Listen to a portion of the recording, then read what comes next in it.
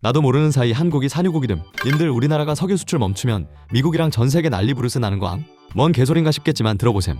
석유는 원유, 휘발유, 경유, 등유, 항공유, 벙커시유 등으로 분류되는데 원유가 중동에서 뿜어낸 원재료 그 자체. 석유는 그걸 정제해서 만든 완제품인데 이걸 끓여서 온갖 용도의 석유를 만드는 거임. 우리나라가 석유 수출 탑먹은 게 바로 이 중에 항공유 부분임. 한국은 원유를 전량 수입하긴 함. 당연함. 기름 한 방울도 안 나옴. 대신 이 원유를 고도로 정제해서 더 비싼 제품으로 다시 수출하는 기술이 세계 탑티어임. SK에너지, GS칼텍스, S-오일, 현대오일뱅크 같은 정유사들에서 다 해냄. 값싼 중질의 원유를 가져와서 항공유 같은 고부가 가치 원료로 바꾸는 대박 고도화 설비의 나라라 이 말씀임. 중동이 원유를 뽑아 올리는 나라면 한국은 그걸 다듬어서 하늘을 날게 만든다는 말이 있음. 자원은 없지만 기술은 미친 나라가 대한민국임.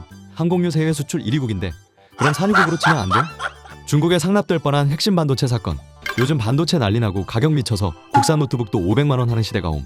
블랭크 마스크라고 반도체 공정에 꼭 필요한 소재로 기술적 가치가 높은 거 있었는데 원래 일본에서 독점해왔던 기술임. 근데 SK엠펄스가 독점 깨고 개발 성공했음.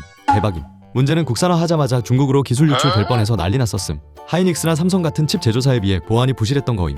전문가들은 단순히 산업 스파이를 논할 게 아니라 대기업 외의 회사들이 보안 사각지대에 놓여있다고 평가함. 근데 여기서 반전은 그 이후임. SK엠퍼스가 경영 효율화 어쩌고의 이유로 사업부 자체를 중국 기업에 매각해버렸음. 업계가 발칵 뒤집혔던 사건의 결말임.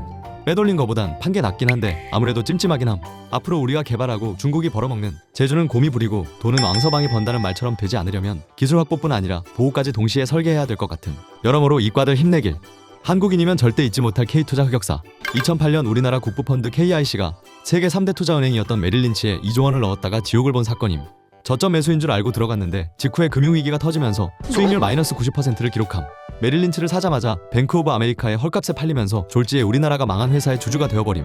KIC 직원들 매일 국회에서 국부 유출의 주범이라며 가루가 되도록 까이고 전 국민의 분노를 일으켰던 사건이었음. 결국 존버해서 8년 뒤 원금은 회복했으나 그 기회비용을 생각하면 최악의 투자 실패로 남겨져 있음. 드라마 재벌집 막내 아들에 나온 사건의 모티브가 되었던 새로운 기술임. IT라는 이름만 붙으면 주가가 오르던 시절 상장하고 6개월 만에 무려 13,000% 뛰어오르며 당시 시가총액이 현대자동차를 뛰어넘음. 500만 원을 넣었더니 6억이 되어 돌아왔다는 무용담이 쏟아졌고 지금의 코인 열풍은 애교 수준으로 보일 정도로 전 국민을 광기로 몰아넣음. 하지만 닷컴 버블이 터지자마자 100분의 1 투막나며 증발해버림. 한국 주식 역사상 가장 화려하고 처참한 기록임. 지금 삼성전자가 갑자기 부도나서 공중분해된다고 하면 믿어짐? 1999년 당시 대우그룹의 몰락이 딱 그 정도의 충격이었음. 세계 경영을 외치던 대우가 사실은 80조 원이 넘는 빚더미 위에 세워진 모래성이었다는 게 밝혀지면서 대한민국은 그야말로 패닉에 빠짐. 그대로 대우그룹은 공중분해되며 지금은 흔적을 찾기도 힘듦. 누군가는 운이 나빴다 하겠지만 결국 광기가 팩트를 압도할 때 재앙은 시작되는 것 같음. 한국이 동북아 유일 기름창고가 된 이유. 중동 국가에서는 뻑하면 전쟁이 터짐. 그래서 그냥 한국에 석유를 저장해둔다고 하는 중임.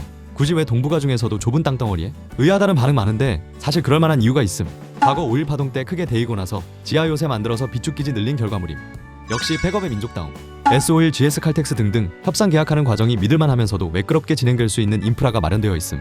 한국은 심해 항구가 발달해 있어서 수십만 톤급 초대형 유조선이 바로 접안할 수 있는 몇 안 되는 나라임. 일본의 지진, 쓰나미, 중국의 정치 리스크가 큼. 한국은 휴전 중이긴 하지만 수십 년간 비즈니스 약속을 어긴 적이 없어 한국이 제일 깔끔하다는 인식이 있음. 이거 생각보다 경제적 효과도 크고 우리나라를 대표하는 하나의 산업이 될 수도 있다고 함. 중동 쪽으로 감사 한 번씩 날려줘야겠음. 요즘 인기라는 에어팟 후속 제품. 애플에서 에어팟, 갤럭시에서 버즈, 무선 이어폰 출시된 뒤 전 세계적으로 귀에 콩나물 꽂고 다니는 게 대유행이었음. 근데 요즘은 주 이어폰이 더 힙한 거 알? 웃긴 게 현 시점엔 줄 이어폰이 무선 이어폰 이기고 있다고 함. 많은 사람들이 충전도 귀찮고 한 짝 잃어버리면 짝짝이 중고 구매하는 것도 지겹다며 다시 줄 이어폰으로 돌아가고 있다는데 통화 연결도 깔끔하고 딜레이도 없는 게 장점이라며 실제로 음질 퀄리티도 좋다고 함. 근데 생각해보니 언제부턴가 핸드폰 사도 줄 이어폰 안 주는 것도 꽤 섭섭함. 무선 이어폰 판매 때문에 어쩔 수 없을 것 같긴 한데 암튼 줄 이어폰 유행만 봐도 튜닝의 끝은 순정이 맞는 것 같음.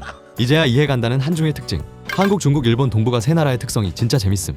한국은 주체성이 높음. 참견하고 싶은, 통제하고 싶은 바로 그 오지랖이 한국 사회의 특징임. 한국인이 가장 화나는 순간은 내 영향력이 상대에게 미치지 않을 때라고 함. 우리나라 뉴스 보면 다 이것 때문에 사달이 남. 중국인들은 자율성이 높아서 자유분방하고 눈치 안 봄.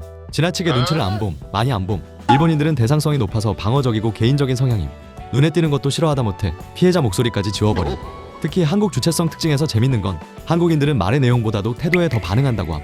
하여튼 지독한 유교의 나라. 이 나라는 진정 컨트롤 프릭의 나라였던 것임. 지식연금이 유익하셨다면 구독과 좋아요 그리고 알람 설정은 필수. 더 흥미로운 지식연금으로 돌아올게요. 감사합니다.